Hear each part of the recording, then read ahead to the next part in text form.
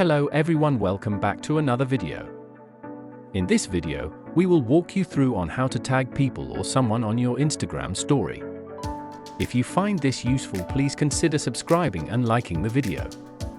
If you want to tag someone on your latest Instagram story, then follow these steps. Open Instagram, tap on Add Story. Select the picture or video you want to add to your story.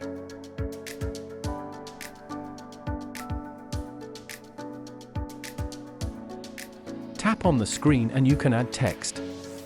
Type the @ symbol and your friend list will show up. You can select who you want to mention. You can also use the mention button by clicking on it, then selecting the people you want to tag. After selecting, you can now post your story and the people will be mentioned. That is it for today, and thank you for watching.